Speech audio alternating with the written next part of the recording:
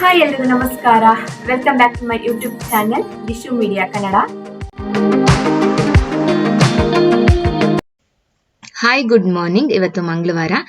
ನಾನು ಮಂಗಳವಾರದ ಒಂದು ನನ್ನ ದಿನಚರಿಯನ್ನ ನಾನಿವತ್ತು ಶೇರ್ ಮಾಡ್ತಾ ಇದ್ದೀನಿ. ಇವತ್ತಿನ ಒಂದು ವಿಡಿಯೋ ನಿಮ್ಮೆಲ್ಲರಿಗೂ ಕೂಡ ಇಷ್ಟ ಆಗುತ್ತೆ ಅಂತ ಅನ್ಕೊಂತ ಇವತ್ತಿನ ಒಂದು ವಿಡಿಯೋನ ಶುರು ಮಾಡ್ತಾ ಇದ್ದೀನಿ. ನಾನು ಫಸ್ಟ್ ಬೆಳಗ್ಗೆ ಬಾಕ್ಲಿಗೆ ಎಲ್ಲದನ್ನು ಕೂಡ ಕ್ಲೀನ್ ಮಾಡ್ತಾ ಇದ್ದೀನಿ, ನೀರು ಹಾಕೋಣ ಅಂತ ಹೇಳ್ಬಿಟ್ಟು. ಇನ್ನ ರೋಡ್ ಸೈಡ್ ಮನೆ ಅಂತ ಹೇಳಿದ್ಮೇಲಂತೂ ಹೆಚ್ಚಿಗೆನೆ ಧೂಳು ಮಣ್ಣು ಎಲ್ಲದೂ ಕೂಡ ಬರೋದು ಸಾಮಾನ್ಯನೇ. ಹಾಗೇನೆ ಇನ್ನ ಪಕ್ಕದಲ್ಲಿ ಏನಾದ್ರು ಮರ ಗಿಡಗಳೇ ಆತರ ಏನಾದ್ರು ಇದ್ರಂತೂ ಅದ್ರ ಎಲೆಗಳೆಲ್ಲದು ಕೂಡ ಆದಷ್ಟು ಹೆಚ್ಚಾಗೇನೆ ಮನೆ ಮುಂದೆ ಬಂದ್ ಬೀಳ್ತಾ ಇರುತ್ತೆ. ಹಾಗೇನೆ ನಮ್ಮನೆಯಲ್ಲೂ ಕೂಡ ಹಾಗೇನೆ, ಅಂದ್ರೆ ಪಕ್ಕದಲ್ಲೇ ಈ ಗೇಟ್ ಇದೆಯಲ್ಲ ಅದ್ರ ಪಕ್ಕದಲ್ಲೇ ಒಂದು ಎಕ್ಕದ ಗಿಡ ಇದೆ, ದೊಡ್ಡದೇನೆ ಚಿಕ್ಕದೇನಲ್ಲ. ಹಂಗಾಗಿ ಅದು ಹೆಚ್ಚಾಗಿ ಎಲೆಗಳೆಲ್ಲ ಉದುರುತ್ತಾ ಇರುತ್ತೆ. ಹಂಗಾಗಿ ಗಾಳಿ, ಇವಾಗ ಚಳಿ ಅಲ್ವಾ, ಹಂಗಾಗಿ ಹೆಚ್ಚು ಗಾಳಿನೂ ಕೂಡ ಇರೋದ್ರಿಂದ ಆ ಎಲೆಗಳೆಲ್ಲ ಆದಷ್ಟು ನಮ್ಮ ಗೇಟ್ ಒಳಗಡೆ ಮತ್ತೆ ಕಲ್ಲು ಹಾಕಿದೀವಲ್ಲ ಅಲ್ಲೇ ಹೆಚ್ಚಾಗಿ ಬೀಳ್ತಾ ಇರುತ್ತೆ ಎಲೆಗಳೆಲ್ಲ. ಹಂಗಾಗಿ ಆದಷ್ಟು ನಾವು ಕ್ಲೀನ್ ಮಾಡ್ಕೊಂತಾನೆ ಇರ್ಬೇಕಾಗತ್ತೆ. ಹಾಗಾಗಿ ಎಲ್ಲದನ್ನು ಕೂಡ ನೀಟಾಗಿ ಕ್ಲೀನ್ ಮಾಡ್ಕೋತಾ ಇದ್ದೀನಿ. ಇನ್ನಾದ್ರದ್ದು ಕಾಯಿ ಬಿಡುತ್ತಲ್ಲ, ಅದ್ರಲ್ಲಿ ನನ್ ಮಗಳು ಆಟ ಆಡ್ತಾಳೆ, ಅಂದ್ರೆ ಅದ್ರಲ್ಲಿ ಒಂಥರ ವೈಟ್ಗೆ ಇರುತ್ತೆ ಇಕ್ಕದ್ದು ಕಾಯಿದಲ್ಲಿ. ಹಂಗಾಗಿ ಅವಳು ಕೂಡ ಸ್ವಲ್ಪ ಅರಗ್ತಾ ಇರ್ತಾಳೆ ಅವಾಗವಾಗ. ಹಂಗಾಗಿ ಅದನ್ನು ಕೂಡ ಕ್ಲೀನ್ ಮಾಡ್ಕೊಬೇಕು. ಅದು ಏನಂತ ಹೇಳಿದ್ರೆ ವೈಟ್ ಇರುತ್ತಲ್ಲ, ಅದು ಬಟ್ಟೆಗೆ ಏನಾದ್ರು ಅಂಟ್ಕೊಂಡ್ರೆ ಬೇಗ ಹೋಗೋದೇ ಇಲ್ಲ, ಅದು ತೊಳೆದ್ರೆ ಮಾತ್ರನೇ ಹೋಗೋದು. ಹಂಗಾಗಿ ಇವಾಗ ಬಾಕ್ಲೆಲ್ಲಾನು ಕೂಡ ಕಸ ಎಲ್ಲ ಗುಡಿಸ್ಕೊಂಡು ಇವಾಗ ನೀರ್ನ ಹಾಕೊಂತ ಇದ್ದೀನಿ. ನಮ್ಮ ಯಜಮಾನ್ರು ಒಂದ್ ವಾರ ವಾಕ್ ಕರ್ಕೊಂಡು ಹೋದ್ರು. ಇವಾಗ ಅವ್ರು ಎದ್ದೇ ಇಲ್ಲ, ಇನ್ನು ಮಲ್ಕೊಂಡಿದ್ದಾರೆ, ಕರ್ಕೊಂಡು ಹೋಗಿಲ್ಲ. ಅವ್ರ ಹಂಗೇನೆ ಒಂದು ದಿನ ಕರ್ಕೊಂಡೋದ್ರೆ ಇನ್ನೊಂದ್ ವಾರಕ್ಕೆ ಕರ್ಕೊಂಡು ಹೋಗೋದಿಲ್ಲ. ಅವರು 10 ದಿನ ಸೈಕಲ್ ಓಡಿದ್ರೆ ಇನ್ನ 10 ತಿಂಗಳು ಸೈಕಲ್ ಮುಟ್ಟೋದಿಲ್ಲ. ಹಂಗೆ ಏನೇ ಮಾಡಿದ್ರು ಒಂದ್ 4-5 ದಿನ, ಒಂದು ವಾರ ಅಷ್ಟೇನೆ. ಅದಾದ್ಮೇಲೆ ಅವರು ಹೆಚ್ಚಿಗೆ ಏನು ಮಾಡೋದಿಕ್ ಹೋಗಲ್ಲ, ಅದಲ್ಲೇ ನಿಲ್ಲಿಸ್ಬಿಡ್ತಾರೆ ಆತ. ಹಂಗಾಗಿ ವಾಕ್ ಕರ್ಕೊಂಡ್ ಹೋಗ್ತಾ ಇದ್ರು, ನಿಲ್ಸ್ಬಿಟ್ರು. ಇನ್ ಮತ್ತೆ ಯಾವಾಗ ವಾಕ್ ಕರ್ಕೊಂಡ್ ಹೋಗ್ತಾರ ಗೊತ್ತಿಲ್ಲ. ನಾನು ಒಬ್ಳೆ ಹೋಗೋದಿಕ್ಕೆ ಇಲ್ಲಿ ಬೀದಿ ನಾಯಿಗಳು ಹೆಚ್ಚಾಗಿ ಇರೋದ್ರಿಂದ ಇಲ್ಲಿ ಆಲ್ಮೋಸ್ಟ್ ತುಂಬಾ ಜನಕ್ಕೆ ಕಚ್ಚಿದೆ ಬೀದಿ ನಾಯಿಗಳು. ಹಂಗಾಗಿ ಒಬ್ರಿಗೆ ಹೋಗಕ್ಕಂತೂ ನಿಜ ಭಯ. ಅವು ಏನಂತ ಹೇಳಿದ್ರೆ ಸದ್ದಿಲ್ದಂಗ್ ಬಂದು ಹಿಂದೆಯಿಂದ ಕಚ್ಬಿಟ್ಟು ಓಡೋಗ್ಬಿಡ್ತಾವಂತೆ. ಸಿಕ್ಕಾಬಟ್ಟೆ ನಾಯಿಗಳಾಗ್ಬಿಟ್ಟಿದಾವೆ. ಈ ಒಂದು 3 ಏರಿಯಾ ಇದೆ ಪಕ್ಕದಲ್ಲಿ, ಅಲ್ಲಿ ಸಿಕ್ಕಾಬಟ್ಟೆ ನಾಯಿಗಳಿದಾವೆ ಮಾತ್ರ.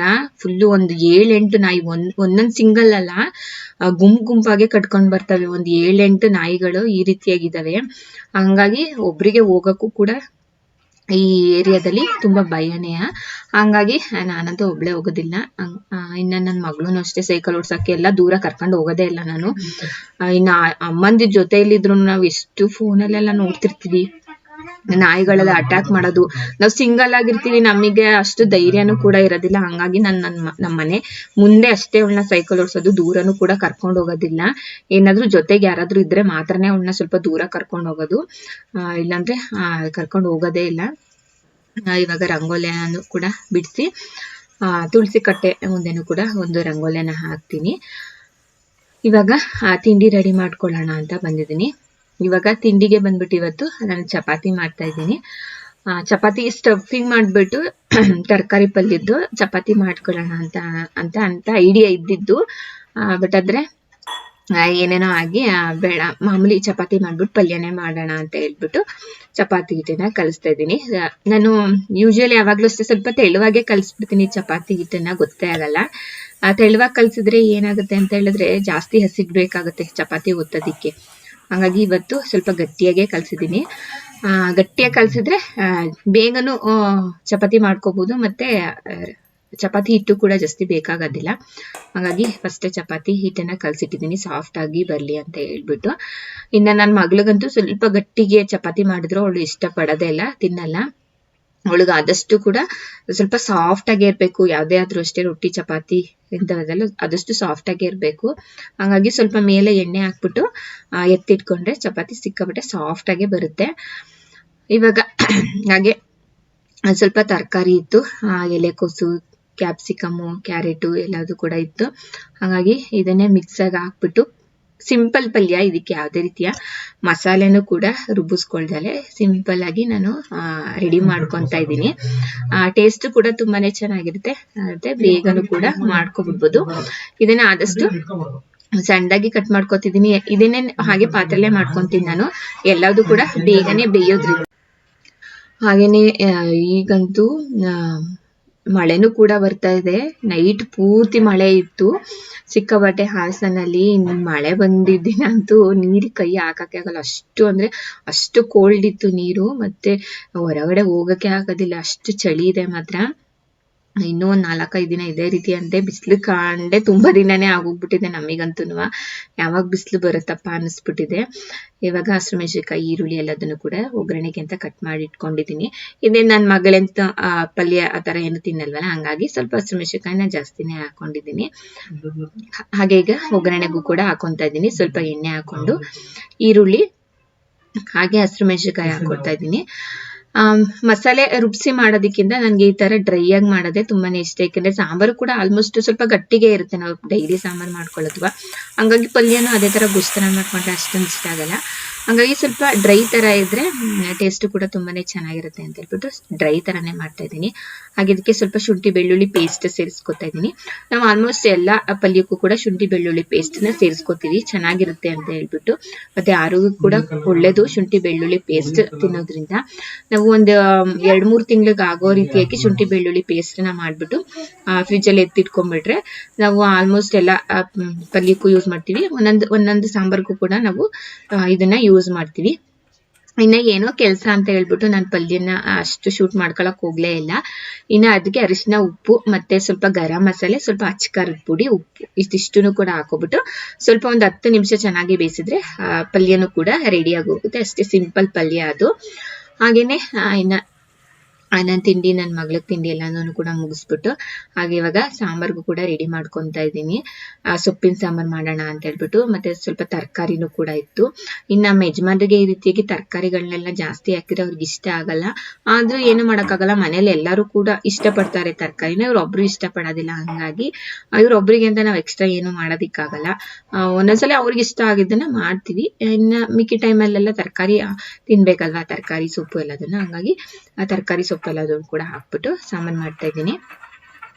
ಇನ್ನ ಮಧ್ಯ ನನ್ನ ಮಗಳು ನಾನು ಏನಾದ್ರು ಪಾತ್ರೆ ಅಥವಾ ಅಡ್ಗೆ ಏನಾದ್ರು ಮಾಡ್ತಾ ಇದ್ರೆ, ಅವಳೇನಾದ್ರು ಚಿಪ್ಸ್, ಚಾಕ್ಲೇಟ್ ಈ ತರ ಏನಾದ್ರು ತಿಂತಾ ಇದ್ರೆ ಮಧ್ಯ ನನಗೆ, ಅಮ್ಮ ನಿನಗೆ ಸುಸ್ತಾಗ್ತಾ ಇದೆಯಾ ತಗೋ ತಿನ್ನು ಅಂತ ನೆನೆಸ್ಕೊಂಡು ಎಷ್ಟು ಸತಿ ಬಂದು ನನಗೆ ಅವಳು ತಿನ್ನುವಾಗ್ಲೆಲ್ಲ ಬಂದು ತಿನ್ನಿಸ್ಬಿಟ್ಟು ಹೋಗ್ತಾಳೆ. ಆ ತರ ಮಾಡ್ತಾಳೆ ನನಗೆ. ಅದೊಂದು ಆದ್ರೆ ಸ್ವಲ್ಪ ಡಿಸ್ಟರ್ಬ್ ಅಂತ ಅನ್ಸಿದ್ರು ಅದೇನೋ ಒಂಥರ ಖುಷಿ ಅಂತ ಅನ್ಸುತ್ತೆ. ಅವಳು ತಿಂತಾ ಇದ್ರು ಅವ್ಳು ನೆನೆಸ್ಕೊಂಡ್ ಬಂದು ನನಗೋಸ್ಕರ ನಮ್ಮಮ್ಮ ಕೆಲ್ಸ ಮಾಡ್ತಾ ಇದ್ದಾಳೆ. ಇಲ್ಲಿ ವಾಯ್ಸ್ ಕೊಡೋಕ್ಕೂ ಕೂಡ ಡಿಸ್ಟರ್ಬ್ ಮಾಡ್ತಾಳೆ ನನ್ನ ಮಗಳು. ಆ ತರ ಕೆಲಸ ಮಾಡ್ತಿದ್ದೀನಿ. ನಮ್ಮಮ್ಮಂಗೆ ಸುಸ್ತಾಗುತ್ತೆ ಅಂತ ಹೇಳ್ಬಿಟ್ಟು ನೆನೆಸ್ಕೊಂಡ್ ಬಂದು ಕೊಡುತ್ತಲ್ಲ, ಅದು ನಿಜ ತುಂಬಾ ಖುಷಿ ಅಂತ ಅನ್ಸುತ್ತೆ. ಹಾಗೆ ಇವಾಗ ಈರುಳ್ಳಿ, ಟೊಮೊಟೊ, ಹಾಗೆ ಕಾಯಿ, ಸಾಂಬಾರ್ ಸೊಪ್ಪು, ಸ್ವಲ್ಪ ಖಾರದ ಪುಡಿ ಮತ್ತೆ ಸಾಂಬಾರ್ ಪುಡಿ ಎರಡು ಕೂಡ ಮಿಕ್ಸ್ ಇರೋಂಥದ್ದು ಹಾಕೊಂಡು ಇವಾಗ ರುಬ್ಸಿದೀನಿ. ಕಾಯಿ ಎಷ್ಟು ಜಿಡ್ಡಾಗಿತ್ತು ಅಂತ ಹೇಳಿದ್ರೆ, ಆ ಗ್ರೈಂಡ್ರು ತುಂಬಾ ಫುಲ್ ಜಿಡ್ಡೇನೆ ಇತ್ತು. ವಿಡಿಯೋಗೆ ಈ ರೀತಿಯಾಗಿ ಕಾಣಿಸ್ತಾ ಇದೆ. ಆಲ್ಮೋಸ್ಟ್ ಜಿಡ್ಡು ನನಗೆ ತೆಗಿಯಕ್ಕೆ ಆಗ್ಲಿಲ್ಲ ಆ ಗ್ರೈಂಡ್ರಿಂದ, ಅಷ್ಟು ಜಿಡ್ಡಾಗಿತ್ತು. ಕೆಲವೊಂದೊಂದು ಕಾಯಿ ಇಷ್ಟು ಜಿಡ್ಡಾಗಿರುತ್ತೆ. ಇದ್ರಲ್ಲಿ ಕೊಬ್ಬರಿ ಎಣ್ಣೆ ಮಾಡಿದ್ರಂತೂ ಸಖತ್ತು ಎಣ್ಣೆ ಬರುತ್ತೆ. ನಾನೊಂದ್ 2-3 ಸತಿ ನನ್ನ ಮಗಳಿಗೆ ಅಂತ ಹೇಳ್ಬಿಟ್ಟು ಕೊಬ್ಬರಿ ಎಣ್ಣೆನು ಮಾಡಿದೀನಿ. ಅವಳಿಗೆ ನ್ಯಾಚುರಲ್ ಆಗಿ ಮಾಡ್ಕೊಡೋಣ ಅಂತ ಹೇಳ್ಬಿಟ್ಟು. ಮಸಾಜ್ ಮಾಡ್ಬೇಕಿತ್ತಲ್ಲ ಅವಳಿಗೆ ಸಣ್ಣ ಪಾಪು ಇದ್ದಾಗ, ಅವಾಗ ನಾವೇ ಮನೇಲೆ ಮಾಡ್ಕೊತಾ ಇದ್ದಿದ್ದು ಕೊಬ್ಬರಿ ಎಣ್ಣೆನ. ಹಾಗೇನೆ ಬೇಳೆನೂ ಕೂಡ ಖಾಲಿಯಾಗಿತ್ತು. ಹಂಗಾಗಿ ಬಾಕ್ಸ್ಗೆ ಎತ್ತಿಟ್ಕೊತಾ ಇದೀವಿ. ನಾವು ತಿಂಗಳಿಗೆ ಏನಿಲ್ಲ ಅಂತ ಹೇಳಿದ್ರು ಒಂದು 4-5 kg ಬೇಳೆನಾದ್ರೂ ತರಿಸ್ತೀವಿ. ಎಲ್ಲದನ್ನು ಆಲ್ಮೋಸ್ಟ್ ಒಂದು ದೊಡ್ಡ ಡಬ್ಬಿಗೆ ಹಾಕ್ಬಿಟ್ಟು ಮೇಲೆ ಎತ್ತಿಟ್ಬಿಡ್ತೀವಿ. ಒಂದು ಚಿಕ್ಕ ಡಬ್ಬಿಲಿ ನಮ್ಗೆ ಎಷ್ಟು ಬೇಕು ಅಷ್ಟನ್ನ ಎತ್ತಿಟ್ಕೊಂಡು ಕೆಳಗಡೆನೆ ನಮಗೆ ಕೈ ಸಿಗಂಗೆ ಎತ್ತಿಟ್ಕೊಬಿಡ್ತೀವಿ. ಅದು ಖಾಲಿ ಆದಾಗ ನಾವು ಮೇಲಿಂದ ತೆಗೆದ್ಬಿಟ್ಟು ಹಾಕೊಂತೀವಿ. ಬೇಳೆ ಸ್ವಲ್ಪ ಜಾಸ್ತಿನೇ ಬೇಕಾಗುತ್ತೆ ನಮ್ಮ ಮನೆಗೆ, ಹಂಗಾಗಿ.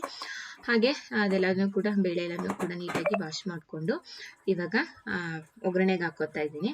ಇನ್ನು ಮಾಮೂಲಿ ಎಣ್ಣೆ, ಕರಿಬೇವು, ಈರುಳ್ಳಿ, ಬೆಳ್ಳುಳ್ಳಿ, ಸಾಸಿವೆ ಇದೆಲ್ಲ ಹಾಕೊಂಡ್ಬಿಟ್ಟು ಸೊಪ್ಪನ್ನ ಚೆನ್ನಾಗಿ ಒಗ್ಗರಣೆಯಲ್ಲಿ ಬಾಡಿಸ್ಕೊಂಡು ಇದಕ್ಕೆ ಖಾರನ ಹಾಕೊಂತಾ ಇದ್ದೀನಿ. ಈ ರೀತಿಯಾಗಿ ಜಿಡ್ಡಾಗಿದ್ರೆ ಸ್ವಲ್ಪ ಎಣ್ಣೆನ ಒಗ್ಗರಣೆಗೆ ಕಡಿಮೆನೆ ಹಾಕೊಬೇಕು. ಯಾಕಂದ್ರೆ ಕಾಯಲ್ಲೂ ಕೂಡ ಆಲ್ಮೋಸ್ಟ್ ತುಂಬಾನೇ ಜಿಡ್ಡಿರುತ್ತಲ್ವಾ, ಹಂಗಾಗಿ ಸೊ ಇದು ಒಂದು ಕುದಿ ಬಂದ್ಮೇಲೆ ಇದಕ್ಕೆ ಸ್ವಲ್ಪ ಉಪ್ಪನ್ನ ಸೇರಿಸ್ಕೊಂಡು ಕುಕ್ಕರ್ ಮುಚ್ಚಳನ ಕ್ಲೋಸ್ ಮಾಡಿ ಒಂದು ವಿಷಲ್ ಕೂಗಿಸ್ಕೊತಾ ಇದ್ದೀನಿ. ಸಾಂಬಾರು ಕೂಡ ರೆಡಿ ಆಯಿತು. ಹಾಗೆ ನಾ ಅನ್ನಕ್ಕೂ ಕೂಡ ರೆಡಿ ಮಾಡಿ ಒಂದು ಕಡೆ ಮುದ್ದೆಗೂ ಕೂಡ ಇಟ್ಟಿದ್ದೀನಿ. ಇನ್ ಟೈಮ್ ಆದ್ರೆ ಪಾಪು ಊಟ ಮಾಡ್ಸೋಕ್ಕೂ ಕೂಡ ಟೈಮ್ ಆಗುತ್ತೆ ಅಂತ ಹೇಳ್ಬಿಟ್ಟು ಅವಳಿಗೆ ಕರೆಕ್ಟಾಗಿ ನಾನು 2 ಗಂಟೆ ಅಷ್ಟೊಳಗೆ ಊಟ ಮಾಡಿಸ್ಬಿಡ್ತೀನಿ. ಆಮೇಲೆ ಸಂಜೆಗೆ ಏನಾದರೂ ತಿನ್ಸಕ್ಕೆ ಸರಿ ಹೋಗುತ್ತೆ ಅಂತ ಹೇಳ್ಬಿಟ್ಟು ಹಂಗಾಗಿ ಬೇಗನೆ ಅಡುಗೆನೂ ಕೂಡ ನಾನು ರೆಡಿ ಮಾಡಿಬಿಡ್ತೀನಿ. ಇನ್ನು ಬಟ್ಟೆನ ವಾಶ್ ಮಾಡಬೇಕಿತ್ತು. ಇನ್ನು ಸಿಕ್ಕಾಬಟ್ಟೆ ಮೋಡ ಇತ್ತಲ್ವಾ, ಹಂಗಾಗಿ 4-5 ದಿನದಿಂದ ಬಟ್ಟೆನೂ ಕೂಡ ವಾಶ್ಗೆ ಹಾಕಿರ್ಲಿಲ್ಲ. ಏನಕ್ಕೆ ಅಂದ್ರೆ ಆ ಗಾಳಿಗೆನೆ ಒಣಗೋದಿಲ್ಲ, ಥಂಡಿ ಆಗ್ತಾನೆ ಇರುತ್ತೆ. ಇವತ್ತೆಲ್ಲೂ ಒಂದು ಸ್ವಲ್ಪ ಬಿಸಿಲು ಬಂದಿತ್ತು ಅಂತ ಹೇಳ್ಬಿಟ್ಟು ಮಿಷನಿಗೆ ಬಟ್ಟೆ ಹಾಕಿದ್ದೆ. ಆ ಬಿಸಿಲು ಕೂಡ ಬರಲಿಲ್ಲ, ಬರೀ ಒಂದು 10 ನಿಮಿಷ ಬಿಸಿಲು ಬಂದ್ಬಿಟ್ಟು ಹೋಯ್ತು. ಇನ್ನೇನ್ ಮಾಡೋಕ್ಕಾಗುತ್ತೆ, ಹಂಗೆ ಒಣಕೊಳ್ಳುತ್ತೆ ಗಾಳಿಗೆ ಅಂತ ಹೇಳ್ಬಿಟ್ಟು ಅದನ್ನು ಕೂಡ ಹಾಕ್ತೆ. ಇನ್ನು ನಮ್ಮ ಅಡುಗೆ ಮನೆ ನೋಡಿ, ಇಲ್ಲಿ ನಾವು ಬೆಳಗ್ಗೆ ಟೈಮು ಕೂಡ ನಾವು ಲೈಟ್ ಹಾಕೊಂಡೇ ಇರಬೇಕು. ಅದಕ್ಕೆ ನಾನು ಹೆಚ್ಚಿಗೆ ಲೈಟ್ ಫಿಕ್ಸ್ ಮಾಡ್ಕೊಂಡಿದ್ದೀನಿ.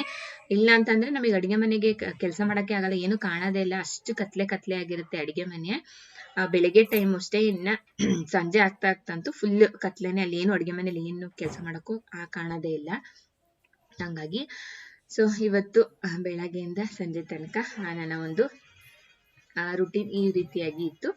ಇವತ್ತಿನ ಒಂದು ವಿಡಿಯೋ ನಿಮ್ಮೆಲ್ಲರಿಗೂ ಕೂಡ ಇಷ್ಟ ಆಗಿರುತ್ತೆ ಅಂತ ಅನ್ಕೋತಾ ಇದ್ದೀನಿ. ನಿಮ್ಗೇನಾದರೂ ಇಷ್ಟ ಆಗಿದ್ರೆ ನನ್ನ ಯೂಟ್ಯೂಬ್ ಚಾನಲ್ನ ಸಬ್ಸ್ಕ್ರೈಬ್ ಮಾಡ್ಕೊಳ್ಳಿ, ಹಾಗೆ ನನಗೆ ಸಪೋರ್ಟ್ ಮಾಡಿ.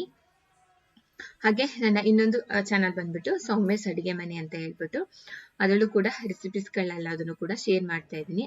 ಆ ಚಾನಲ್ನ ಕೂಡ ಸಬ್ಸ್ಕ್ರೈಬ್ ಮಾಡ್ಕೊಳ್ಳಿ, ಹಾಗೆ ನನಗೆ ಸಪೋರ್ಟ್ ಮಾಡ್ತಾ ಇರಿ.